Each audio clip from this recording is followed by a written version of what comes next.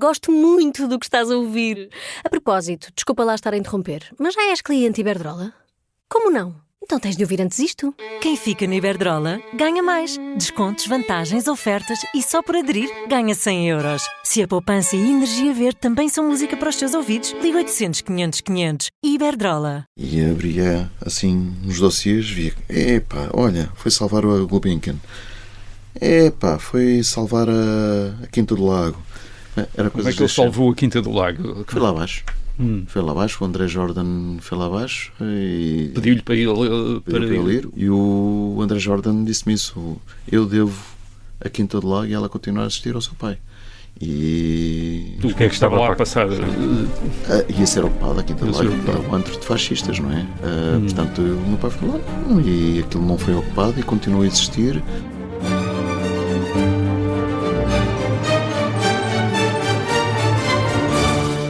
Olá, bem-vindos ao A Vida em Revolução. Eu sou o Rui Ramos, historiador, e comigo está o Pedro Jorge Castro, jornalista. A Vida em Revolução é um programa em que vamos falar com pessoas que viveram a Revolução em Portugal em 1974 e em 1975, para tentar perceber como foi o seu cotidiano nesses tempos de mudança e de confronto político e o que pensam hoje, 50 anos passados, sobre essa experiência. Hoje temos um episódio especial e muito diferente dos episódios que tivemos até aqui, porque o convidado é Sérgio Carvalho, filho de Hotel Sarava de Carvalho, não é, Rui? Sim, que nos vai contar, por um lado, o que é que ele próprio, ainda criança, viveu em 1974 e 75. Com 9 anos, 10 anos. Com 9, 10 anos, e também as memórias que o pai lhe foi transmitindo ao longo de muitos anos de conversas. Portanto, é a memória dele cruzada com a memória do pai, com sim, notas que ele foi tomando das conversas que teve com o pai, portanto tem este valor histórico. E vamos ter uma descrição do dia 25 de abril de 1974, passado em casa do Hotel Sarava de Carvalho, e que vai ser extraordinariamente interessante, vai ser muito interessante. Vamos então ouvir na primeira pessoa. Sérgio Carvalho, bem-vindo a este episódio especial de A Vida em Revolução. É filho do Hotel Sarava de Carvalho e é a segunda entrevista que dá nessa qualidade, digamos assim. Tinha 8 anos quando se deu o 25 de Abril. Se calhar vamos recuar às memórias mais antigas que tem do seu pai. O meu pai era todos nós olhamos para os pais como aqueles homens fantásticos, grandes, lindos. As memórias primeiras que eu tenho do meu pai são antigas, são de Angola ainda, devia ter 4 anos, e nós vivíamos no norte de Angola, na segunda comissão do meu pai em Angola, e eu lembro do meu pai vir do campo da guerra, não é? Com os seus homens, chegava todo sujo e lameado e não sei quantos, lembro-me disso. Lembro-me um pouco do quartel, como era, mas as memórias mais fixas que eu tenho dele eram depois quando nós voltámos, antes de irmos para a Guiné, em 70, portanto, quando ele era professor na escola de sargentos em Águeda. Temos muito felizes, família muito feliz, 3 irmãos. Viviam em Águeda todos com ele? Vivíamos em Águeda. A minha mãe era a única mulher lá no fim do mundo em Angola. Teve alguns problemas pessoais, a gravidez da minha irmã mais velha e pronto, e era a mulher, a branca, nos sítios onde eles estavam. Mas a minha mulher sempre acompanhou o meu pai. Ela era completamente apaixonada por ele, fazia por ele o que fosse necessário, toda a vida. E pronto, e assim, éramos uma família, tenho memórias de infância muito boas. E o meu pai era sempre, até o 25 de Abril, o pai favorito e a mãe favorita. Os nossos pais eram aqueles que, sei lá, quando nós íamos às praias, o nosso carro era aquele que todos os putos queriam ir, a minha mãe fazia as melhores sandes, o meu pai era sempre aquele que brincava connosco, jogava connosco, ia à água connosco, ensinava-nos a nadar. Essas coisas todas é um tipo fantástico. E eu gostava de ser tão bom pai como ele era.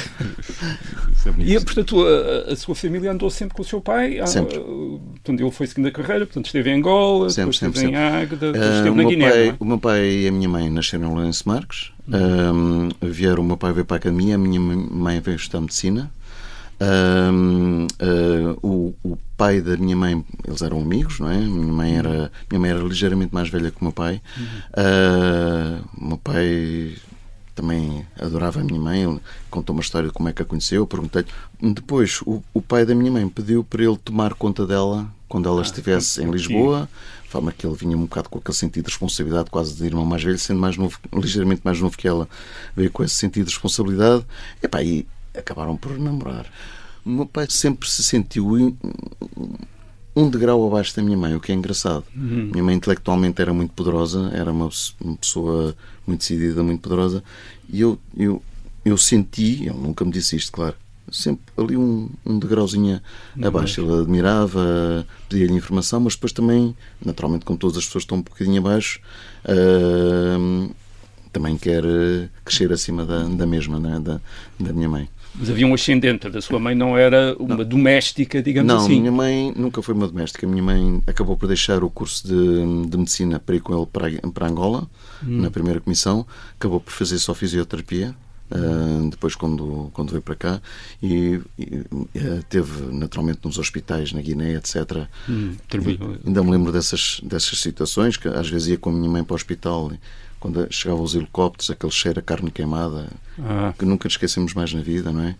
E depois tive flashbacks mais tarde dessas situações. Mas pronto. Portanto, era um pai muito próximo dos filhos. É um pai fantástico. Era um pai fantástico. E depois, quando voltámos da Guiné e fomos ali para antes do 25 de Abril, não é? Em 73, no nosso prédio, e toda a gente gostava imenso do... Portanto, ele era uma pessoa muito sociável. Muito, sim. Era e continua a ser. E continua a ser sempre. Não há nenhum oficial, não há nenhum camarada dele que, no fundo, pode discordar com ele politicamente, mas que não deixe de o admirar e de ser amigo dele, e todos, e mesmo políticos que estavam de um lado e do outro era uma pessoa muito, muito dada. Muito... E, por exemplo, no caso da Guiné, lembra-se de conversas que ele tenha tido em casa sobre como a guerra decorria, porque na Guiné a guerra estava ali muito próxima. Quer dizer, na Guiné, o meu pai esteve mais na área da ação psicológica. Pois. Aquelas ações de música, de concertos que eram feitos lá no estádio, os paraquedistas a descerem, etc. Reunir. Pronto, depois aparecia o Spínola como o grande general admirado por todos. As missões que ele fazia psicológicas pelo território, no fundo, para construir um pouco também a imagem do Spínola como quase como um general-rei, digamos assim. Ele estava nessa parte, ele fazia essa parte, foi aí que se conheceram. A criação foi a primeira vez que eu ainda tenho lá em casa de uma mascote, o Pifas, e há quem tenha, há outras pessoas que tenham. Foi criada nessa altura. Os programas de rádio, os programas de comunicação com o povo, foi aí que ele também teve contacto pela primeira vez com o poder popular, porque naquelas etnias todas que existiam na Guiné, ele via como é que eram tomadas as decisões na aldeia, na região, na tribo. Foi aí que ele a primeira vez viu o poder popular e gostou daquilo e apreciou. Ele mais tarde diz, mas essa história do poder popular e de onde é que veio? Veio daí, Suíça também, não sei o quê, mas veio daí. Na realidade foi aí que eu fiquei com a ideia que aprende-se muito com o povo. Eu discordava disso, mas o meu pai sempre foi uma pessoa que acreditava que a Revolução Portuguesa podia ser uma revolução popular, e isso estava-lhe... E isso vinha ele também acreditava ele acreditava nisso, e foi muito essa experiência. Veio também dessa experiência na Guiné, com os congressos do povo. Exatamente, os congressos do povo, exatamente. Organizados pelos nossos Spínola. Eu lembro-me do estádio, tocarem música, os concertos, as dançarinas, dançar as danças tribais, que era uma festa, mas fazia com que o exército português fosse respeitado, temido, também, porque nós tínhamos lá os comandos que eram implacáveis, eram extremamente... Não só os comandos, mas tínhamos as tropas extremamente competentes. Apesar da guerra na Guiné, já se falava e ouvia-se que estava perdida, não é? Eu era demasiado novo para ouvir, mas lembro-me de coisas assim desse género. Tinha essa sensação de que nós iríamos embora e que aquilo não iria demorar muito tempo. Mas era uma sensação. Era uma sensação. Houve uma altura que eu fiquei muito sozinho, quando a minha irmã do meio morreu. Em 71, não é? Sim, foi um grande choque para a família, para a minha mãe, principalmente, para o meu pai também. Foi um choque para sempre. E depois a minha irmã mais velha, os meus pais não tiveram muito medo que ela também lhe acontecesse qualquer coisa. Minha irmã do meio morreu em um dia, não é? Da manhã para a noite. Foi fulminante. E foi de quê? Paludismo cerebral. É um dia. Foi de manhã, à noite tinha morrido. E depois a minha irmã mais velha veio eles mandaram-na para o colégio de Odivelas, e a minha irmã mais velha também ficou sempre muito sozinha, porque estava aqui sozinha em Lisboa, não é? Em Odivelas. E eu também fiquei muito sozinho, mas no fundo foi um grande abalo para toda a família. Foi muito duro. Lembra-se das primeiras conversas sobre a natureza do regime, por exemplo, ou críticas em relação ao regime? Não.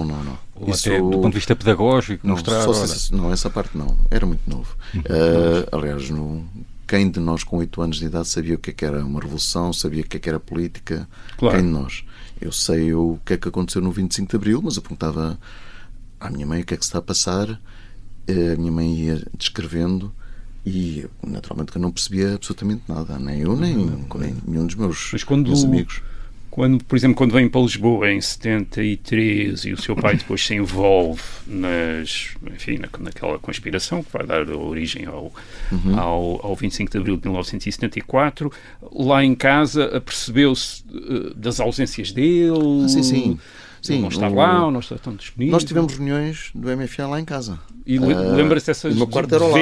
O meu quarto era ao lado. E eles deixavam fumo que nunca mais acabava. Toda a gente a fumar. Todos a fumarem. Nós chegámos em 73, ainda não tínhamos os móveis. Eles sentavam-se, ainda tínhamos... As alcatifas não tinham sido colocadas na sala, sentavam-se em cima dos rolos de alcatifa. Dezenas de oficiais ali. Sim. A falarem até às tantas. O meu quarto era ao lado. Portanto, ouvia as conversas, mas para mim eram senhores a fazer barulho. Eu não compreendia as conversas, não é? Tinha 8 anos, não compreendia as conversas. Íamos a sua mãe não lhe dizia não fales disto? Ou não... Não, porque eu não compreendia. Ficava no quarto, fechava a porta, ficava com as minhas brincadeiras, adormecia. 3, 4 da manhã eles iam embora. Mas pronto, ficava a dormir e no dia seguinte ia para a escola tranquilo, não é? Tá. Eu sei que havia muitos oficiais, entravam-se, alguns deles vinham de fardo, outros vinham a civil, etc. Lá em casa, longa noite fora, e depois às vezes o meu pai também saía, depois de jantar, eu hoje vou à casa do não sei quantos, Vitor Alves, ou não sei o que, sei lá. E tudo bem, minha mãe, tudo bem, etc. E pronto, ele ia, e lembro-me de termos feito passeios que perguntavam para coisa tão parva, passeios ali a Caxias. Íamos no nosso Morres 1100, o meu pai a conduzir, andámos por sítios, mas porquê que estamos aqui a fazer? E tal, aqui disseram-me que havia aqui um mirador giro para ver o mar e tal, e coisa tão parva. Pronto, mas... Era o seu pai a estudar o terreno. A estudar o terreno, ir a quartel, mas só como ia com a família, dava aquela coisa... Pronto, depois se mandavam parar o senhor oficial, sim senhora, siga... Pronto, andámos a fazer esse mapeamento antes do 16 de março, nomeadamente. Eu lembro-me dessas coisas, de andarmos a passear em sítios parvos. Mas agora percebe agora percebe porquê. Logo a seguir percebi, mas na altura, quer dizer, havia coisas tão interessantes, porque é que não vamos para a praia, não é? Porque é que, sei lá, havia coisas interessantes para fazer, porque é que andamos aqui a andar por sítios esquisitos? Mas foi isso. Mas, por exemplo, a sua mãe, obviamente, sabia o que é que o seu pai estava a fazer e estava preocupada. Preocupadíssima, porque o meu pai era, como todos os... O meu pai é um verdadeiro herói. No fundo, ele inconscientemente, acho eu não faria isso, dedicou-se muito mais aos seus concidadãos do que à família. Punha, no fundo, aquilo que estava a fazer, o papel que ele estava a fazer, sabia que o regime tinha de mudar. Aquilo começou a borbulhar tudo na Guiné, não é? Aliás, veio tudo ali. O regime tinha de mudar. Ele teve na base das primeiras cartas, os primeiros abaixo-assinados, as primeiras coisas todas. Também estava lá, todos. O Maia também esteve lá, o Carlos Matos Gomes também esteve lá, o Ianes também esteve lá. Guiné, grandes amigos, eram todos conhecidos. E quando eles são camaradas de armas na guerra, são camaradas de armas para a vida. Ficam, mesmo que estejam muito afastados politicamente, aquilo... Mantêm-se amigos. Nessa altura, as famílias davam-se também, sim. Isto é, conheciam os filhos deles? Sim. Sim, os meus pais eram, por exemplo, o casal Ianes. Quando a minha mãe morreu, eu lembro-me de ligar ao Ianes e dizer, porque eles eram muito amigos. Eram muito amigos. Na Guiné eram muito amigos. O Ianes foi ao funeral da minha mãe, a mulher não quis ir, porque ficou abalada, etc. Mas eles eram amigos e os oficiais davam-se, havia a messe de oficiais, havia a piscina, onde os miúdos todos da messe de oficiais, onde os miúdos todos também iam. conheciam, portanto, os filhos deles todos, andou com eles todos. Pronto, mas depois todos crescemos, todos ficamos diferentes e depois não nos lembramos. Claro. Depois acabo por conhecer as pessoas. Mas, portanto, havia uma vida social que também foi importante, portanto, para essa ligação política, não é? Porque consolidava os laços de confiança. Sim. As pessoas confiavam nos outros, falavam entre eles de política, isso eu soube mais tarde, não é?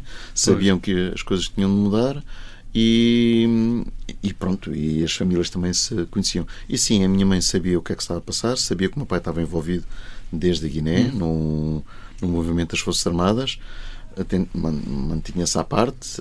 O meu pai também, naturalmente, não dizia demasiado, mas sabia que aquilo iria avançar. Meu pai teve por uma unha negra para ser preso no 16 de março. Pois. Ele contou uma história, mas eu já não me lembro bem da história, não vou aqui dizer, mas teve por uma unha negra, chegou, viu os PIDs à porta de quem? Já não me lembro. Foi alguém que terá sido do monge. Sim, de um deles, do Manuel Monge ou do Almeida Bruno, não é? De um deles. Ele ia à casa de um deles, viu os PIDs, ele contou uma história, ia aproximar-me, viu os PIDs com os gabardinos e seguia em frente, e só não foi preso por causa disso, porque ia para uma reunião e fugiu e percebeu que... Pronto, e foi aí nessa altura que ele puxou, disse, eu vou decidir uma data, ele estava na comissão coordenadora, não é? Decidiram a data, ele disse, eu faço o plano. Eu faço o plano de operações. E fez ele sozinho o plano de operações. O seu pai era, portanto, uma pessoa também bastante meticulosa, não é? Porque vê-se pelo plano de operações. Era um oficial de artilharia, portanto... Plano de operações, os historiadores e as pessoas não têm noção, é o maior movimento de Forças Armadas de sempre da história de Portugal. O movimento integrado de Forças Armadas de sempre. E ainda hoje eu tenho, por exemplo, um camarada que está na estratégia militar. Ele diz, ainda hoje é estado na academia, porque foi a primeira vez que foi utilizado cores diferentes para cada arma, o que é que eles vão fazer, como é que eles vão atacar, os postos estratégicos. O meu pai dava estratégia, não é? Pronto. Como é que eles vão atacar, o plano de operações foi feito com cautelas para que se alguma coisa corresse mal. E correu mal, houve oficiais que borregaram, não é? E por isso é que o posto de comando esteve sempre em atuação, a dar instruções, a fazer, façam isto, não façam aquilo, vão aqui, não vão acolá, para que as coisas conseguissem funcionar. O seu pai falava, por exemplo, do general Spínola, qual era nessa altura? O velho. Era o velho, como ele dizia. Toda a gente chamava o velho.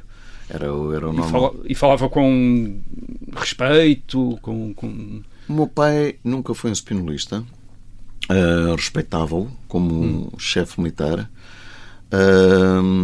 mas o velho era muito aquela pose e os que andavam à volta dele.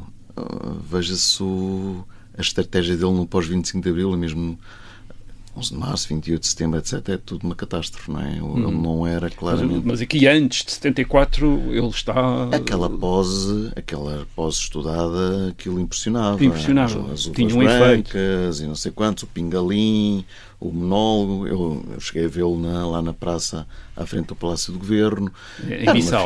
Era uma figura institucional, que dava uma certa gravitas, não é? Pronto. Na realidade, no terreno, ele cercava-se, o que é uma grande qualidade de um líder, cercava-se de gente muito boa. Os spinolistas eram todos oficiais de grande qualidade, dos melhores. O meu pai nunca foi um indefetível do Spínola, não era um spinolista, nunca foi um spinolista, respeitava o velho, admirava-o como chefe militar e sabia que havia aquela trupe essa que, por exemplo, sei lá, o meu pai contou-me esta história no 25 de Abril, estava no posto de comando, chegou lá a certa altura, quando o Marcelo Caetano disse que eu só me rendo a um general, manda lá ver o Spínola apareceu lá, tal, sim senhor, acho que vinha como monge, já não tenho certeza se era um monge, se era outro, vinha com 1 ou 2 spinolistas com ele e tal, tira o nome destes senhores, vão ser todos promovidos e ganhar e houve um deles, também já não sei qual foi, disse, não sei se foi meu pai, disse, olha, ninguém aqui está para ser promovido, nem para ser general, nem para ser nada. Nós estamos aqui para servir o país. Foi logo, mas o Spínola era isso, era as honras militares, a ser promovidos, não sei quantos e tal.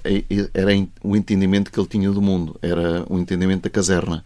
Enquanto que os que estavam ali estavam a servir o país, que era diferente. Okay? E logo aí houve a primeira dissonância.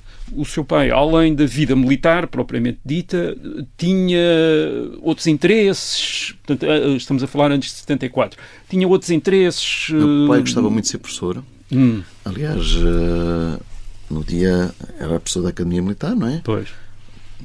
Houve 25 de Abril, passou o fim de semana e ele apresentou-se para continuar a dar aulas. E continuou a dar aulas. Mandaram-nos chamar 2 meses depois. O Sousa Castro diz que a culpa é dele, porque havia na realidade, no outro dia vi uma filmagem que nunca tinha visto, feita pela televisão espanhola, que filmaram a fechar a porta do posto de comando, quase, e ele deu a primeira entrevista à televisão espanhola. Pela primeira vez eu vi 2 dias de direta, não é? As olheiras até aqui.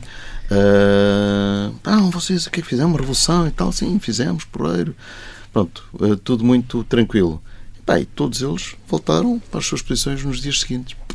Na altura, antes ainda então de iniciar o 25 de Abril propriamente dito, o seu pai despediu-se em casa da sua mãe e de si, antes de ir para a Pontinha, de alguma forma especial? Não se despediu de mim, despediu-se da minha mãe e disse-lhe, é hoje.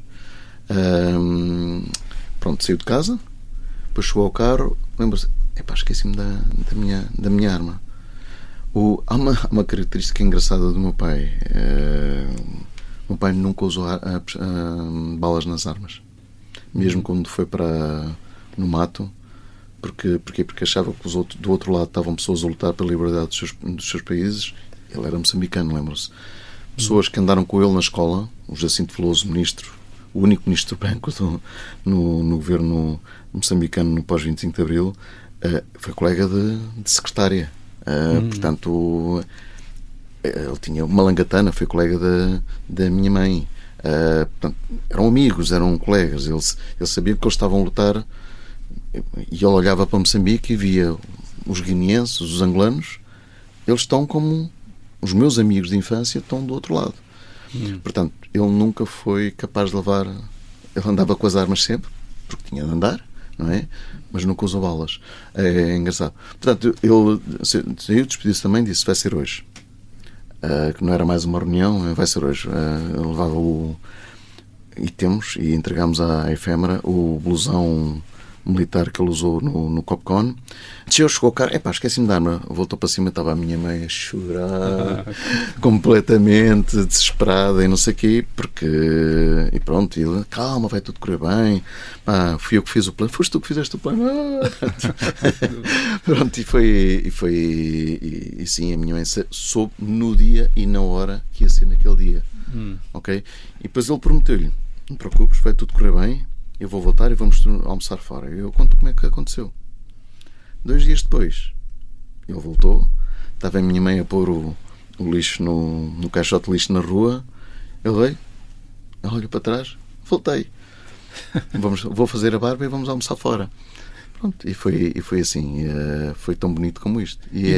Nesse dia, tinha 8 anos, não é? Eu ia fazer 9, mas apercebeu-se o que estava a passar-se, não é? E sabia... Percebi completamente. Acordei-me de manhã, naturalmente, para ir para a escola, e a minha mãe estava acordada como sempre, super transtornada. Ela, o que é que se passa contigo, mãe? Os olhos todos inchados, etc. O rádio ligado. Disse, olha, hoje tu não vais para a escola. Mas porquê? E eu ouvi a escola é mesmo à frente da nossa casa, mesmo à frente, é um passeio e é à frente. Eu ouvi o toque da escola, os miúdos irem para a escola, mas porquê, pá? Porquê é que eu não vou para a escola? Hoje não vais e não sei quantos e tal. Pronto, e então, 8 anos, na semana seguinte fazia 9 anos, pá, eu tentei falar à minha mãe, explica-me o que é que se passa, etc. E o teu pai está envolvido nisto. E passámos o dia todo a ouvir a rádio. Passámos a minha mãe a chorar, e não era uma pessoa de chorar de todo. Mas ainda era um choro de angústia ou já era de alívio e felicidade? Angústia. Porque apesar de tudo estava tudo a acontecer, não é? Angústia até depois, a certa altura, para a ânsia, começa-se a ouvir os comunicados, etc. Pronto, e também as lágrimas esgotam, não é? Mas eu lembro toda a manhã, princípio da tarde, e depois ela não sabia nada, onde é que ele está, o que é que ele faz. Não havia, portanto, não recebia telefonemas, nada, ninguém disse nada. Nada. Acho que nem tínhamos telefone na casa na altura. Depois tivemos o telefone militar, aqueles com encriptações, o caixote verde no quarto dos meus pais, não é? Mas na altura penso que tínhamos chegado em 73, acho que ainda nem tínhamos telefone. Lembra-se, na altura era preciso uma lista de espera enorme para telefones. Durante muito tempo foi assim. Acho que ainda não tínhamos telefone, havia lá um vizinho que tinha telefone e ia-se telefonar. Portanto, já vão sem comunicações. Portanto, a sua mãe não sabia nada, isto é, só sabia o que estava pela rádio. Como todos os outros portugueses. Pois. Pai, ficámos ali fechados. E no seu caso ficou preocupado também? Eu não percebia. Minha mãe falava, ouvia na rádio Revolução, queda do governo. Pronto, e depois tudo aquilo, a minha mãe ainda me tentou explicar umas coisas, democracia e tal. Explicar uma criança de 8 anos, quase com 9, mesmo assim, o que é democracia. Que os adultos não sabiam, como é que as crianças haviam de saber, não é? Nessa altura, quem é que sabia o que era democracia, o que era eleições, ninguém sabia, não é? Portanto, ouvia-se algumas coisas, a minha preocupação era, eu achava que a minha mãe estava doente, achava que a minha mãe estava enormemente preocupada com o meu pai, mas pronto, não percebi. Tentei consolá-la, tentei arranjar comida para que ela comesse alguma coisa, fruta, etc. E bem, passámos assim o dia. Também foi esse almoço com o seu pai? Com os seus pais? Não. Nessa altura não, fui para a escola. Foi para a escola. Eu cheguei, tinha ido para a escola, normalmente.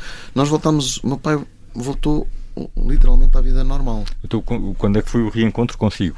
Terá sido nessa noite? Sim, quando eu voltei da escola, ao fim do dia. E disse-lhe alguma coisa simbólica? Não, o que aconteceu? Não, nada, não me lembro. Estás bem? O que é que aconteceu e tal? Olha, houve uma revolução e tal. Enfim, a mãe já me explicou, não percebi nada. Mas pronto, para mim também a vida continuou. O meu pai continuou, no dia seguinte, depois na segunda-feira foi para o trabalho. A minha mãe também. A vida continuou. E na escola teve... às vezes aquela tendência para contar aos seus colegas, o meu pai fez a revolução, nada. Ou não teve noção. Nunca o meu pai se assumiu como eu fiz a revolução. Nunca fez. Nada, zero. Portanto, sabia que ele tinha estado lá, mas... Os meus colegas não sabiam, os meus amigos não sabiam. Pronto, a vida continuou, o país estava em polvorosa, mas nós íamos à escola, nós tínhamos as aulas, nós jogávamos futebol ao fim do dia. Mas, por exemplo, no seu aniversário, não é? Que é no 1º de maio, que é o primeiro de maio. O meu pai teve naturalmente no aniversário e foi um aniversário normalíssimo. Não fomos para as manifes e não sei o quê, não. Continuámos a ter a vida normal que tínhamos. A vida normal acabou. Começou assim, o Spínola chamou, pouco tempo depois, disse: vou nomeá-lo, vou promovê-lo a general de 4 estrelas e nomeado chefe de Estado-Maior. Eu disse: não vai não, senhor. Pronto, não vai, porque nenhum de nós fez por causa disso. Voltou para casa. Passado uns tempos, é que foram os camaradas dele do MFA. Isto foi-me contado pelo meu pai, vale o que vale. É o que eu... Mas é validado por testemunhos que já tivemos aqui neste programa, ok, de certa forma. Foi os camaradas dele que quiseram que ele tomasse o poder operacional, o comando operacional das forças, de todas as forças, o COPCON.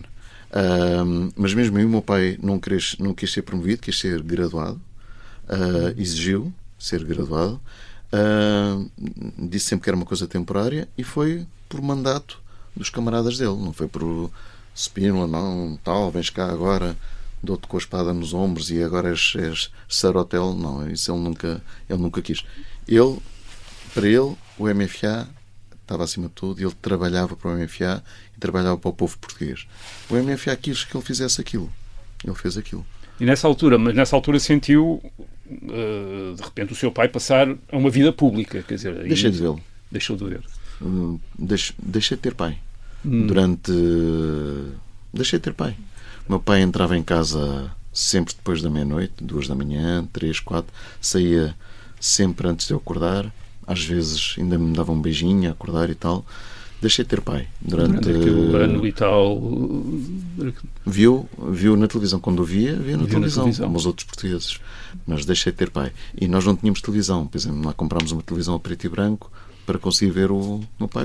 Porque às vezes ia aos vizinhos a dizer: olha, o teu pai está na televisão. Ia lá, atravessava, ia à casa dos vizinhos, eles tinham lá uma televisão e ia ver. Mas depois aí comecei, quer dizer, aí já 9 anos, um puto começa a ver. O meu pai aparece na televisão, está toda a gente na rua. Depois os outros começaram os mais velhos lá do bairro Augusto Castro, começaram a dizer: o filho do hotel e tal. No bairro também havia muita gente também de direita, naquela zona, morávamos em Oeiras, muita gente ligada naturalmente ao CDS, etc. Pronto, e aí foi normal, os amigos continuaram a ser amigos, alguns se tinhavam mais, mas eu continuei com os meus amigos, meus vizinhos, etc. O maior choque de saber que era filho do Otelo foi quando entrei na realidade no Colégio Militar. Aí foi o maior choque. Aí já foi entrei a 13 de novembro de 75. Logo para saltar. Porque a 13 de novembro tinham vindo retornados de África e o Colégio Militar, as camaradas do colégio estavam todas cheias de retornados, aquelas camaradas todas. A parada estava cheia daqueles caixotes que vinham da África, não é? Pronto, e por isso nós começámos as aulas muito tarde. Em vez de começarmos em setembro, começámos a 13 de novembro de 75 e logo a seguir ao 25 de novembro, não é? Pronto. E nessas alturas já aliás, se vocês eu ouvi mais tarde há entrevistas do meu pai à RTP no dia 12, no dia 13 de novembro, e já se vê um homem cansado, esgotado. Há uma que ele diz: deixei de ir ao Conselho da Revolução, estou farto de ter discussões de 10 horas espúrias em vez de nos preocuparmos com os problemas da população. E depois começa a visitar os quartéis e ir aos quartéis e ter... Ele sempre teve muita... Para ele, as organizações populares, recebia-os muito no COPCON, gostava, tal como na Guiné, gostava de ouvir as pessoas. É um bocado quando uma pessoa está na administração de uma empresa, descer cá abaixo e falar com a pessoa que na realidade instala as coisas e faz, e aprende-se muito. Há gente muito boa que é difícil quem está no poder ouvir. Pronto, ele gostava dessa ligação ao povo e às pessoas. Mas quando entra para o Colégio Militar, em novembro de 75, portanto já é um ano quase e meio de revolução, nessa altura tem a noção perfeita do que é que o seu pai representa, do que é que o seu pai é, quer dizer, essas coisas todas, não é? É sim, mas apagava-me um bocadinho, porque aquilo tudo parecia-me quase uma coisa a passar ao lado. No fundo, eu era um puto chateado por não ter pai.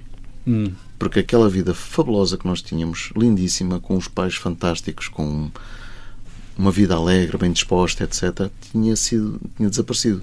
Na realidade, eu estava farto que o meu pai fosse o hotel. Eu queria que ele voltasse a ser o meu pai. Eu adorava o meu pai, adoro o meu pai, mas não gostei nada de ser filho do hotel. Eu admiro o Oscar, a figura do Hotel Saraiva de Carvalho no 25 de Abril, admiro o Oscar. Não gosto de ser filho do hotel, mas adoro meu pai. Claro. Portanto, é assim. Mas é Quando... natural. Vamos agora fazer uma pausa, voltamos depois do intervalo.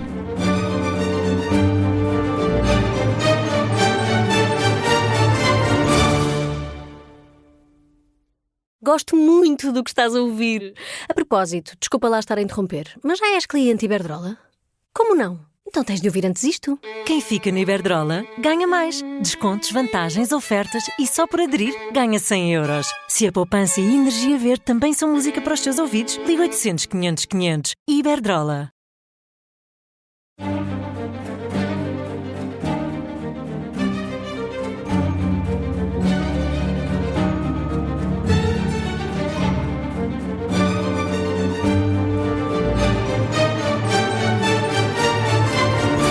Voltamos agora para a segunda parte da conversa com Sérgio Carvalho, filho de Hotel Saraiva de Carvalho.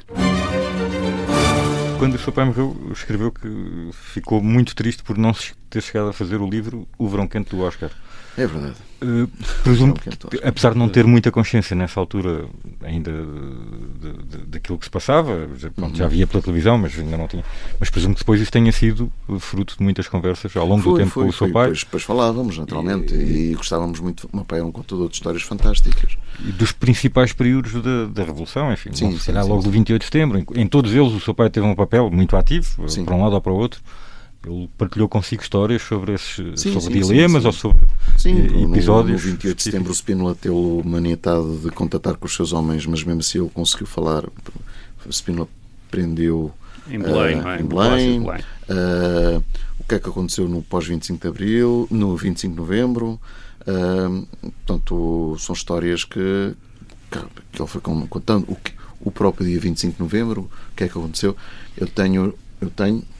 Eu, cidadão Sérgio Carvalho, sei que não houve guerra civil por causa do hotel. Mas é o cidadão Sérgio Carvalho que sabe, porque ouviu isto de primeira mão. Aí é a minha verdade. A história com H grande que o Rui Ramos escreve é feita de pequeninas histórias, não é? Com E pequeno. E esta é a minha história. E esta história foi-me contada a olhos nos olhos por uma pessoa que eu não tenho nada. Olhos nos olhos. E o meu pai nunca mentiu. Para as coisas boas e para as coisas menos boas. E, portanto, eu sei que não houve guerra civil por causa dele. Agora, como é que ele contava isso? Como é que ele dizia? Os poucos momentos em que eu tive em 75 com o meu pai, era uma pessoa... É isso, ele trabalhava, sei lá, 16 horas por dia, uma coisa assim. Dormia às vezes no Copcon, vinha a casa, fazia a barba, voltava... Vocês veem as fotografias dessa altura, tinha 2 olheiras, aquilo era cansado, sempre a fumar para a nicotina não manter acordado, etc. Quem toma o Copcon era o poder no país. Ponto. Tudo o resto, havia um bocadinho de poder no norte, etc. Mas no fundo o Copcon era o poder no tudo ia lá parar. Às vezes o meu pai ao fim de semana contávamos almoço ao domingo e tal, contava histórias tipo do divórcio, foram lá o tipo, havia a mulher que se queixava que o marido lhe batia, os outros tiveram um acidente de automóvel que a polícia não apareceu e foram lá fazer queixa.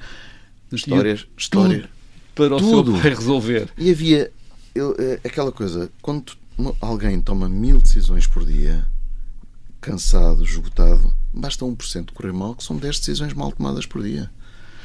Mas, quer dizer, pior que uma má decisão é não tomar nenhuma, não é? E ele decidia. Ele e depois, a certa altura, as pessoas que trabalhavam com ele, no Copcon tomavam-se decisões. Havia poder. Era exercido poder. O melhor possível. Ele recebia todos, desde a extrema-direita à extrema-esquerda. Recebia todos, falava com todos. Aqueles que eu tinha mais carinho, provavelmente, eram aqueles mais ligados às forças populares e não sei quantos, eram aqueles que eu tinha mais carinho. Não tinha carinho nenhum, por exemplo, ele sempre, e continuou, por exemplo, o PCP tentou sempre aproximar-se dele e pô-lo dentro dos seus arregimentados. E ele nunca, porque para ele o PCP era igual a totalitarismo, era igual a fascismo, era voltar atrás, era ter novamente uma ditadura. Uma ditadura. Portanto, ele fugiu sempre. Ele contou-me que teve uma conversa com o cunhal, foi apanhado de surpresa, foi por interposto amigo, e foi apanhado de surpresa, de repente. Quem era o amigo? Era um advogado amigo da nossa família que, por sua vez, era amigo de uma pessoa do PC. Mas propiciou esse encontro com o cunhal? Propiciou, e o meu pai foi apanhado de surpresa. E o meu pai, ao longo de todo o verão quente, basicamente, o cavalo de poder passou-lhe sempre à frente. Ele foi convidado para ser, isso ele disse-me, foi convidado para ser Primeiro-Ministro, Presidente da República, Chefe de Estado-Maior das Forças Armadas, tudo. Ele disse sempre, não, eu sou um comandante operacional de forças operacionais e não mais do que isso, ok?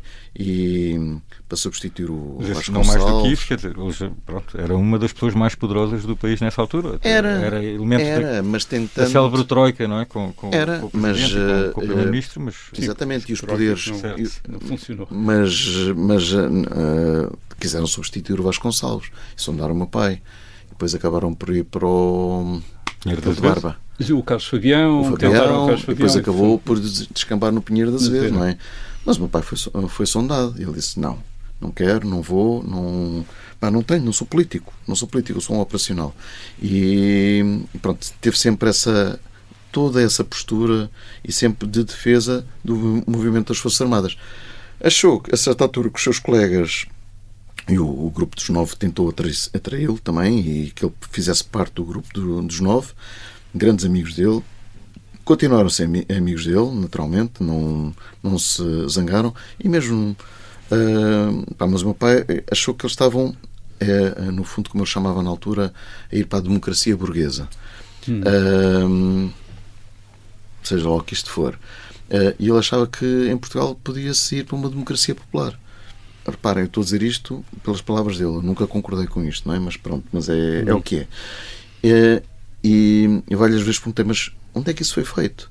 Ele disse, nunca foi feito, mas eventualmente podia-se fazer uma nova uma nova história. E depois discutíamos, mas existe democracia popular na China, eles votam dentro de... Depois, aquilo acabam por aquelas 5.000 pessoas.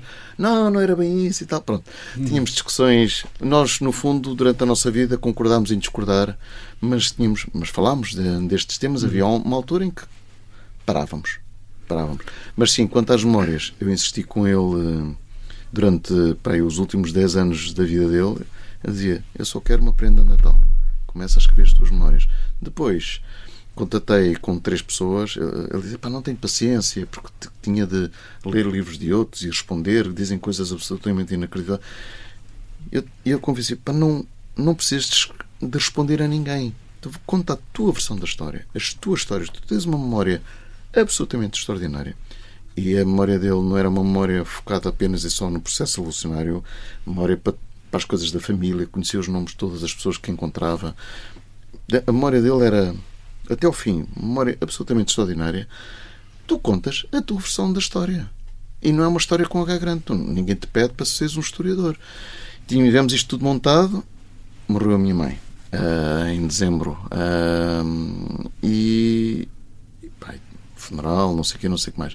Isso, bora lá, tu consegues, e não sei quantos, e depois também pus os meus filhos e tal, bora, e na véspera de começarmos a filmar, já tudo preparado, lá em casa, o meu pai telefonou-me e disse, Sérgio, não consigo falar, não sei, morreu 2 semanas depois. Eu quando lhe contava histórias dessa época, de 74, 75, qual era o que é que sentia ser o estado de espírito dele? Difícil. Amargurado? Não, foi duro, foi muito duro. Houve por exemplo, os ataques todos do MDLP, a seguir ao 11 de março, a controlar, no fundo, o país não entrou em guerra civil devido ao Copcon, mas eles faziam tudo, eles desde irem para a reforma agrária, a irem defender as sedes do CDS, ou meterem os MRPP na cadeia, faziam tudo, não é? Portanto, e o MRPP ficou-lhe sempre também não, assim como o pessoal do PC. O pessoal do PC é sempre muito correto, muito institucional, mas os outros não. Os vários movimentos populares a fazerem coisas. Portanto, era muito difícil.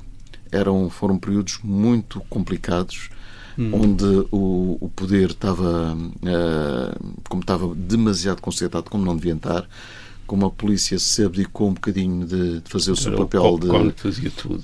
Acaba de ser o Copcon. Às vezes o Copcon tinha de chamar a polícia e a GNR e não sei quantos, mas tinha de sempre vir um militar, porque as pessoas não reconheciam a autoridade nem na GNR, nem na PSP. Era complicado, eram períodos complicados.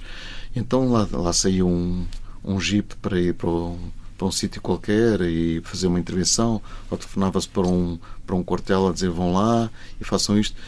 Aí era uma turbulência, era uma vida muito complicada. No seu caso, os melhores amigos do seu pai parecem ter sido aqueles que estavam do outro lado, quer dizer, de ter uma... Sim, e o Ianes discursou no funeral do meu pai. Eram grandes amigos, os casais. Pois. Não era só o Ianes do meu pai, eram os casais, o Vasco Lourenço, eram todos grandes amigos. E continuaram grandes amigos, reparem. Nos anos 80 e depois essas coisas passarem agora, quando tinham 60, 70 anos, eram amigos, encontravam-se. As coisas passaram. No fundo, eles todos sabem o que é que aconteceu, respeitam-se pelo que aconteceu, sabem que o país, eles sabem, entre eles, que o país lhes deve o que deve, a tremenda coragem que eles tiveram, a tremenda coragem. Quem é que hoje em dia tem coragem de fazer uma coisa destas? Okay? Tremenda coragem que eles tiveram, sabendo o risco que estava a ocorrer, não é? E aliás, 16 de março tinha ido parado à prisão, o Humberto Delgado tinha sido assassinado, era um general, não é? Portanto, eles sabiam o que é que podia acontecer. Sabiam perfeitamente, estavam perfeitamente conscientes do que é que podia acontecer. Portanto, foi apresentado, quer ao Costa Gomes, quer ao Spínola, o projeto, mas eles só se envolveram quando aquilo já estava quentinho. Ok? Eles só se envolveram quando estava quentinho. E eles não tiveram Aliás, o Costa Gomes, o Spínola quis alterar o programa do MFA, e nomeadamente relativamente à descolonização, e estava contra a descolonização, e depois a certa altura foi o MFA que a certa altura teve de afastar o Spínola. O MFA nomeou o meu pai como representante do MFA para as negociações de independência em Moçambique. O meu pai era moçambicano. O meu pai, quando chegou lá, Jacinto, Veloso e não sei quantos, que apresentou ao resto do pessoal, não sei quantos, grandes amigos, já não os via há não sei quanto tempo, porreiro. Depois, acho que foi o Mário Soares que lhe perguntou se ele devia estar do outro lado, ou devia estar alguém que lhe perguntou se ele devia estar do lado dos portugueses ou do lado dos moçambicanos. Ele disse todos os dois lados. E depois, no meio da discussão, estavam lá, o Mário Soares ia com instruções precisas do Spínola e respeitando as instruções do Spínola. A certa altura o meu pai disse: vamos acabar com esta marmelada, isto aqui é para dar independência a Moçambique e vamos, mas é seguir isso. E o Mário Soares, ministro de Negócios Estrangeiros, pediu: mas não são estas instruções que eu tenho do Spínola. O velho já não manda nada, não ligo muito a isso. Ele não sabe, mas já não manda nada.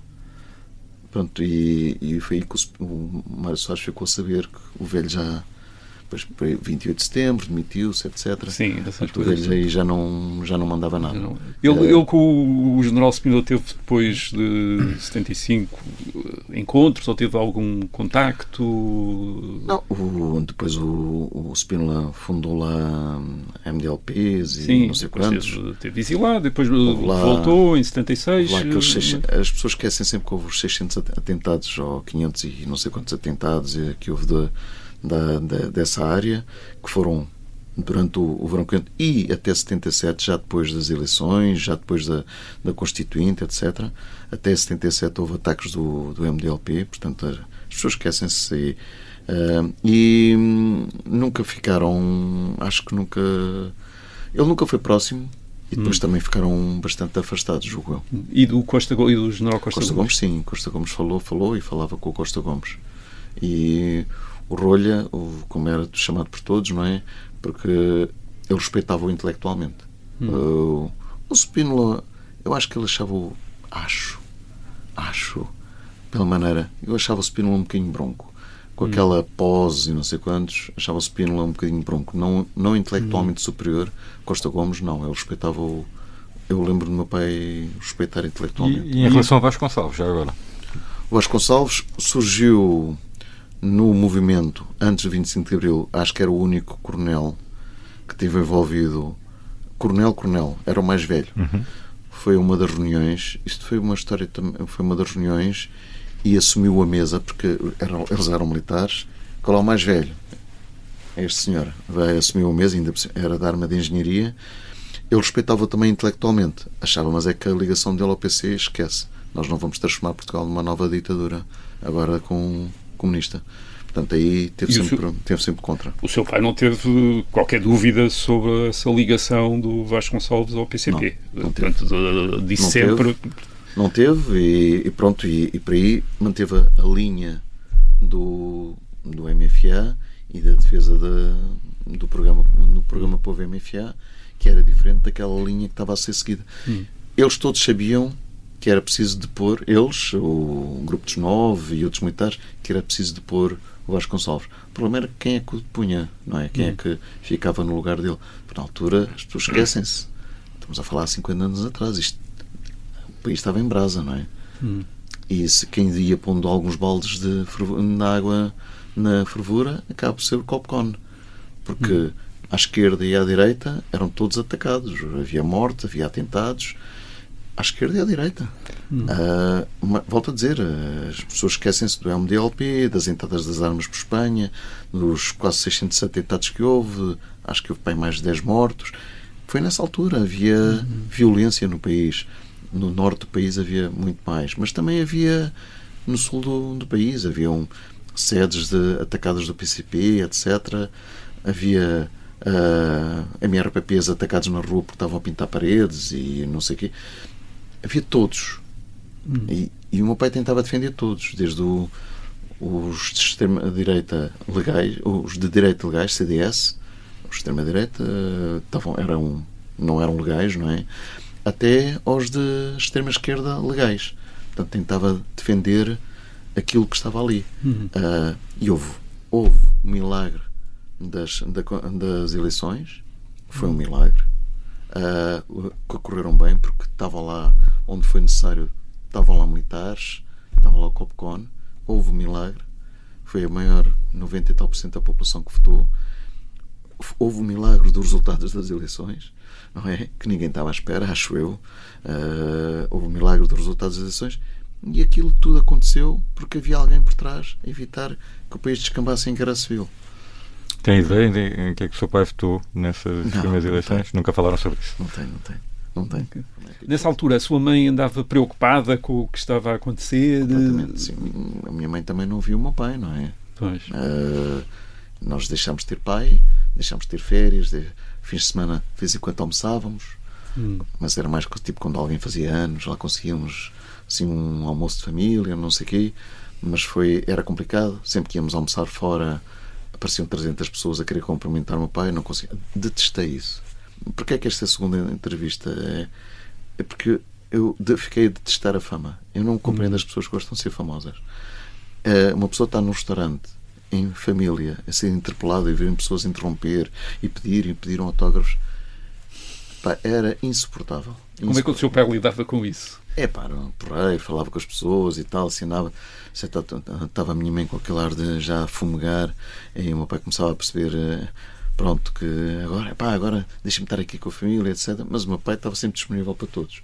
E acabávamos, saíamos, lá vinham mais de 300 pessoas. E não havia pessoas que procuravam para reclamar com qualquer coisa, até de forma menos simpática, se calhar, por algumas decisões? Não. Nessa altura, quando tinha poder, toda a gente é simpática. Quando se tem poder, toda a gente é simpático. Okay? Não há cá ninguém, mesmo os que iam lá reclamar, mas com... É Portugal. Na altura dobrava-se muitas espinhas. O pessoal tinha passado 48 anos a dobrar a espinha, não é? Estava todo habituado a vergar-se. Eu lembro que o meu pai teve uma conversa por exemplo, com o Champalimau e gostou também era muito witty, muito assertivo, mas o Champalimau também não ficou convencido e foi-se embora. Portanto, havia pessoas naturalmente de direita que falavam com ele e ele recebia todos, não negava a ninguém, falava com todos, ouvia, mas tentava seguir o programa que estava definido. E lembra-se, ele era militar. Ponto. O meu pai era e continua a ser militar. Muitos deles eram e continuaram a ser militares. E mesmo quando foram políticos como o Yanes, continuaram a ser militares. Okay? Era a essência deles, e eles foram homens muito cedo, porque eram os miúdos quando começaram a comandar pessoas mais novas do que ele e que matavam outras pessoas. Eles foram homens crescidos muito cedo, e estavam todos habituados a... Todos eles tinham 2, 3 campanhas em África, em sítios... Meu pai esteve no cu de Judas, lá em cima, em Angola, 2 vezes, não é? No meio... Depois estava na Guiné quando chegaram os Strela. Nós tivemos... foi o pai de um amigo meu que foi o primeiro avião a ser abatido. Um amigo meu lá do bairro Augusto de Castro. Uns amigos, dois irmãos. Portanto... Eu, mais uma vez, ainda porque estava a contar, a minha mãe trabalhava no hospital, de vez em quando, mais uma vez, ia para o hospital com ela, aterrava os helicópteros, minha mãe enfiava-me dentro na sala, fechava a porta, mas eu entrevia. Passavam os militares todos queimados, com as minas, com o napalm, com não sei o quê, aquele cheiro a carne queimada terrível que não se esquece. E eles viveram isso. A guerra existia. E o sítio onde era mais duro era na Guiné. E o seu pai, quando lembrava o passado, lembrava mais a época da Revolução, 74-75, ou a época da guerra em África? Ou falava duas coisas da mesma maneira? Ou... A guerra em África ficou armada. Ficou arrumada para ele? Ficou armada. Ele era moçambicano, falava da sua juventude em Moçambique. Lourenço Marques, não é? Espetacular. Toda a gente, todos os moçambicanos, e Lourenço Marques continua a ser uma puta hoje em dia, uma cidade fantástica. Eles tinham uma qualidade de vida muito melhor que se vivia aqui no continente, incomparavelmente melhor. Eles chegavam aqui a Portugal, achavam que isto era um país triste, onde as pessoas não falavam, todas vestidas de escuro, pobres, ignorantes. Eles estudavam, tinham festas, pronto, conheceram-se no Liceu Salazar, onde todos se conheciam, não é? E depois de quando eram jovens e desse Moçambique falavam, e depois mais tarde fui lá também a Moçambique com os meus pais, e depois claramente o lugar na história dele é com o 25 de Abril e com 74, 75. O Verão Quente foi, ainda hoje, eu gostava muito que ele tivesse escrito a sua história, porque há tantas histórias, há tantos heróis que apareceram, tantas pessoas que fizeram coisas fantásticas, e depois às vezes eu falo com o meu pai e disse, esse tipo não fez nada disso, mas tudo bem, se ele acha que fez, há muita gente que constrói memórias, não é? Mas pronto. O seu pai tinha uma visão bastante cética daquilo que enfim, os seus contemporâneos iam contando sobre aquilo que os contemporâneos dele, que iam contando. Sim, naturalmente contou-se uma história, teve-se contar a opinião do Sérgio Carvalho. Eu nunca fui de esquerda, não é? Fui de centro ou de centro-direita ou liberal. Do Sérgio Carvalho, isto não conta para nada nesta entrevista, mas a opinião do Sérgio Carvalho é que primeiro, isto contou-me ele, o programa do MFA foi feito para que não acontecesse a mesma coisa que no 5 de outubro, que aquilo não descarrilasse para ali fora e mais tarde desse novamente numa ditadura. Fez um programa que todos eles concordaram, porque ao princípio aquilo não começou como movimento político, não havia um programa político, começou como movimento corporativo, vocês conhecem a história, não é? Mas depois todos eles isto é demasiado bom para nós não aproveitarmos para transformarmos isto numa revolução e numa tomada de poder e mas quem é que consegue de nós, quem é que consegue? Mel Antunes. Pronto. E todos eles concordaram com aquilo. E estava escrito. O Spinelli logo a seguir tentou editar o programa, mas eles não o deixaram editar. Okay? E era aqui, para ele era aquilo. Ele tinha concordado com aquilo, era para aquilo que ele tinha lutado, é para aquilo que ele tinha arriscado. O que estava a acontecer achou ele que era diferente. Para ele era uma visão diferente do que tinha acontecido. A visão dele era mais programa Povo MFA. A visão dos outros, do grupo dos 9, etc., achava que era mais voltar à essência do programa do MFA. Poder nos partidos, etc, etc. Eu acho que eles têm razão. Eu, Sérgio Carvalho, acho que eles têm razão. Naquelas conversas que nós tivemos quando ele estava no hospital, eu escrevi, que ele tomava notas, deixa-me escrever isso antes que me esqueça e tal. O Copcom tinha uma missão estritamente militar, impedir qualquer atividade contra-revolucionária. E eu tenho consciência que, enquanto como comandante, extravasei largamente esses objetivos. Aliás, sem reparos do meu comandante direto, o Costa Gomes, que sempre me deu o rédeo livre. Aquelas histórias como vocês ouvem dos mandatos em brancos, etc. Sim. Isso foi a autorização do Costa Gomes, não foi do meu pai. Foi do Costa Gomes. Foi do Costa Gomes, claramente. Foi legal. Sim. O seu pai disse que tinha sido o Costa Gomes a dar luz verde. Sim. E era porque era necessário, porque não se conseguia encontrar um juiz para fazer um mandato. E acho que existe uma lei que sustenta isso, ou um despacho, ou uma coisa qualquer que sustenta isso. Portanto, mas o seu pai arrependeu-se de alguma forma de ter avançado com esse sistema dos mandados em branco, não? De ficarem lá os mandados? Olha, estava aqui a ver o final de agosto de 75, o Triunvirato. Eu tenho aqui várias quotes dele. O que é que ele dizia do Triunvirato? Triunvirato. Quando em finais de agosto de 75 é constituído o Triunvirato, isto foi eu escrevi com o meu pai no hospital, não é? Pronto. O Costa Gomes, Vasconcelos e eu, eles exigem a admissão imediata do Charais e do Pesará, signatários do Documentos 9, de comandantes das regiões militares Centro e Sul. Eu oponho terminantemente. Dada essa atitude do CG Costa Gomes, o grupo ligado aos 9 chamou-me a uma reunião, dizem que o Presidente tem que saltar, dá-me um voto de confiança para o substituir. Eu recuso e digo que, apesar das suas flutuações, desempenha bem o seu papel e que ele não se sente capaz de o exercer. É o que eu vos digo. Ele sempre... Costa Gomes era...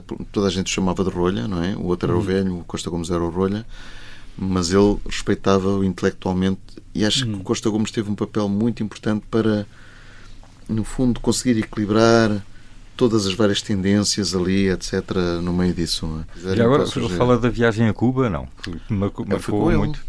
Foi com ele, então temos de contar isso, então. Então tinha umas fotografias ao lado de Fidel e tudo, essas coisas todas. Foi giríssimo. Foi giro, era um puto. Foram os quatro. Fomos. Como é que isso surgiu, então? Como é que surgiu? O PC na altura estava a namorar, porque percebeu que o Vasconcelos era um cavalo morto, não é? Portanto, o Dead Walkman, não é? E queria apostar no próximo cavalo. Pronto, basicamente foi isso. E lá Cuba, foi uma observação de charme do caraças. Mas foi o PC aqui, o Cunhal, que organizou isso, de alguma forma? Com certeza. Tenho de perguntar, mas pronto, fomos muito bem recebidos pelo o nosso embaixador lá, que nos acompanhou. O meu pai discursou na Praça Martí, depois do Fidel discursar, aqueles discursos intermináveis, um sol do caraças, milhares de pessoas à frente. Vimos lá as baterias de mísseis, andámos a visitar, vimos lá os lobitos, ou lá o que eram, aquelas tipos os escoteiros. Eu trouxe uma farda dos lobitos para mim, arranjaram uma lobita muito gira para andar comigo 10 anos, que foi porreiro. mas foi pronto, o Fidel era uma figura impressionante, era claramente muito mais impressionante que o irmão, era impressionável, era grande, era alto, E deixou o seu pai impressionado. Deixou porque vendeu-lhe aquela coisa que aqui o poder vem do povo. Nós sabemos hoje em dia que não é verdade, é do povo, são eles que decidem. Nós visitamos as organizações populares que eles tinham, etc. E o meu pai veio de lá convencido que era possível, que aquilo era possível também. E daí a Aliança Povo-MFA, mais uma vez, essa parte. Mas não surtiu efeito na aproximação ao PCP. A tal operação de charme, nada. Desse ponto de vista, não funcionou. O pai sempre achou, mas atenção, o próprio Fidel diz que nunca tentou aproximar-se primeiro dos Estados Unidos, Os Estados Unidos não quiseram dar apoio à Revolução Cubana e ele teve de ir buscar apoio a algum outro sítio. E foi buscar, na altura, ou eras de um lado ou eras do outro. União Soviética. Okay? E ele foi buscar o apoio à União Soviética, que teve ali um porta-aviões e dava jeito de ter aquele porta-aviões. Mas em Cuba, aquilo não havia um stalinismo ali, né? A política era um bocadinho... A Revolução Cubana tinha flavors diferentes. Mas o seu pai, quando veio de lá, sentiu que ele vinha impressionado, que ele vinha... Há um documento que está agora entregue à Efêmera que mostra que ele veio, por exemplo, mais impressionado da Suécia. Mas agora, na cabeça dele, onde é que ele estava mais impressionado, etc., eu acho que ele se impressionou mais com a qualidade da social-democracia nórdica. Okay? Portanto, era... Pelo que eu vi. Pois. Pelo que eu vi. Pelas notas. Agora, eu apanhei para aí uns 12 dossiês grossos de correspondência do Copcon, organizada claramente não por ele, porque o meu pai era muito mais caótico e não tinha tempo. Deve ter pedido a alguém para organizar aquilo. E abria assim nos dossiês, via, olha, foi salvar a Gulbenkian. Foi salvar a Quinta do Lago. Como é que ele salvou a Quinta do Lago? Foi lá abaixo. Foi lá abaixo, o André Jordan foi lá abaixo e pediu-lhe para ele ir. Mais tarde eu vivo o sítio onde eu vivo foi criado pelo André Jordan, eu vivo no Belas Clube Campo, e o André Jordan disse-me isso: eu devo a Quinta do Lago e ela continuar a assistir ao seu pai. E o que é que estava lá a passar? Ia ser ocupada a Quinta do Lago, aquilo é um antro de fascistas, não é? Portanto, o meu pai foi lá e aquilo não foi ocupado e continuou a existir. Teve estagnado, não havia vendas, nada. No fundo, não havia estrangeiros a investir em Portugal. Pois. Os próprios portugueses saíram muito dinheiro do país e não. Portanto, aquilo parou, mas não houve um. E foi graças ao seu pai. Sim. Ele foi lá, esteve lá. E também teve muitos pedidos. Fotografias com o André Jordan. Portanto, depois o André Jordan diz que toda a gente lhe dizia: então, tiveste com esse comunista e não sei quantos e tal. Ele também contava estas. Também contou estas histórias que achou o meu pai encantador e que a minha mãe ficava sempre para trás, na retranca. A minha mãe não gostava nada de ser vista como mulher do hotel, assim como eu não gostava de ser visto como filho do hotel. A família ficou sempre na retranca e sim, foi lá. E também teve muitos pedidos de grandes empresários na altura e de banqueiros, portanto, quando estavam em situações apertadas. Volto a dizer, quem toma 1000 decisões por dia, não eram 1000, mas quem toma 100 decisões por dia, 50 decisões por dia, de certeza que houve decisões erradas. De certeza. De certeza que houve pessoas que foram prendidas injustamente. Mas ele também foi preso injustamente. Portanto, so what? No seu caso e da sua mãe e também da sua irmã, havia algumas medidas de segurança à vossa volta? Nós tivemos alguns amigos meus dizem que uma vez o meu pai aterrou lá de helicóptero e não sei o que, não me lembro nunca disso ter acontecido. Às vezes o pessoal começa a fantasiar, mas sim, tínhamos seguranças a certa altura, tínhamos um segurança à porta, como hoje em dia existe à porta do prédio, e tínhamos um segurança no telhado, eu lembro-me disso. E nós brincávamos muito com aquilo, falávamos com as pessoas, com eles, está porreiro e tal. Pronto, mas, por exemplo, quando ia para a escola não tinha segurança na escola? Não era acompanhado? Não. Eu não. Era segurança ao Hotel Saraiva de Carvalho. Não era... ao domicílio, sim, portanto, à casa. Não, e mesmo até entrar no colégio militar, e mesmo, quer dizer, aquelas pessoas com quem eu falava, mesmo sendo filhos de militares que foram exonerados ou de pessoas de direita do antigo regime que ficaram sem poder, etc. As pessoas conheciam-se e continuaram a tratar como pessoa, como sim. Sérgio Carvalho. No colégio militar, quando eu entrei, que era o filho do hotel, aí já era diferente. No colégio militar era tudo gente nova, todos os meus colegas e os mais velhos que eu nunca me tinham visto na vida, não é? Aí sim, aí era o filho do hotel. Aí claramente foi a primeira vez que eu senti, em novembro de 75, ser o filho do hotel. Porquê? A minha alcunha era o hotel. Era o hotel. No colégio militar nós temos um número e uma alcunha, não é? Todos nós carregamos-la pela vida fora. E a minha alcunha naturalmente era o hotel. Hotel para aqui, hotel para lá. Pronto, era... Mas isto sentiu isto através de outros miúdos da sociedade? Não, dos mais velhos. Os mais velhos, sobretudo. Era tudo filhos de militares, ou uma grande parte era filhos de militares. Sim, no meu ano, pós 25 de Abril, pela primeira vez entraram filhos de sargentos, E tenho camaradas até hoje em dia, filhos de sargentos. Ainda há bocado aquele que eu vos falei da área da estratégia militar, filho de sargento, chegou longe, e outros camaradas que hoje em dia também continuam. Tenho um camarada que é general, etc. Filhos militares, mas também filhos de sargentos, e entraram os primeiros filhos de civis. E recebemos também os primeiros negros, filhos militares, comandos da Guiné, etc. Foi o ano de 75 foi o ano onde o Colégio Militar abriu. E também havia muito zum à volta se aquilo ia abaixo ou não ia abaixo, mas naturalmente o Spínola defendeu o Colégio Militar, naturalmente, o Costa Gomes também, não é? Ex-alunos do Colégio Militar. O meu pai tinha lá o filho, mas foi duro porque a maior parte dos filhos dos ultras estavam lá, não é? Também. Da Brigada do Reumático também, estava lá tudo. No meu caso foi duro, foi complicado. Mas houve crueldades de alguma forma, coisas que diziam? Porrada mesmo, pura e dura. Tanto que eu ainda recentemente, quando eu ajudei na conspiração, não é? Naquele António Pedro Vasconcelos. Dei lá uns dados, umas informações que eles me pediram, e não sei quantos, que eu fui buscar aos papéis e não sei o quê. E foi a última entrevista que o meu pai deu ao António Pedro Vasconcelos. Eu tenho, acho que são 3h30 de entrevista. É interessante. E nota-se uma pessoa triste. O meu pai morreu triste. Mas pronto, também já tinha morrido a minha mãe, o meu pai estava triste. E uma das pessoas que estava a trabalhar lá numa conspiração, também é um ex-aluno do Colégio Militar, foi aí que ele chegou a mim, ele disse-me, uma vez estava com a minha mulher e estávamos a falar e não sei quantos, ele disse, sabes, a primeira vez que eu soube que o Sérgio era filho do hotel, foi quando vi à frente da enfermaria do Colégio Militar 3 tipos a arrear-lhe porrada. E eu tenho uma memória seletiva, porque a minha memória apagou tudo o que era mau, mesmo os tipos que me fizeram e que sabem que me fizeram, eu esqueci-me da cara deles e dos nomes deles, mas tenho flashbacks. E eu tive flashback e disse, a conversa, a minha mulher percebeu logo, disse, temos de ir embora e tal, agarrou em mim, fomos embora. Tenho flashbacks, eu lembro das situações. Tive situações muito complicadas mesmo. O seu pai, portanto... Apareceu no Expresso uma notícia que o filho do hotel leva a pancada no Colégio Militar.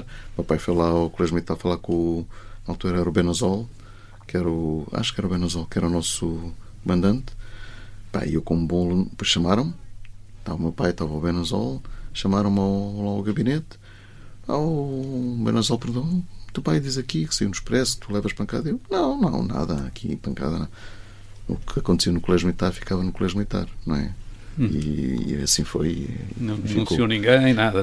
Não, nem pensar. Não denunciei ninguém, não fazia parte do espírito e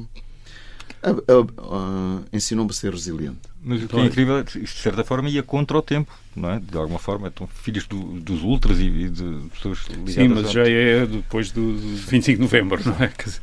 Já o meu pai, prisão, etc. Para a semana voltamos para a segunda parte desta conversa com Sérgio de Carvalho, filho de Otelo Saraiva de Carvalho, para falarmos do ano de 1975.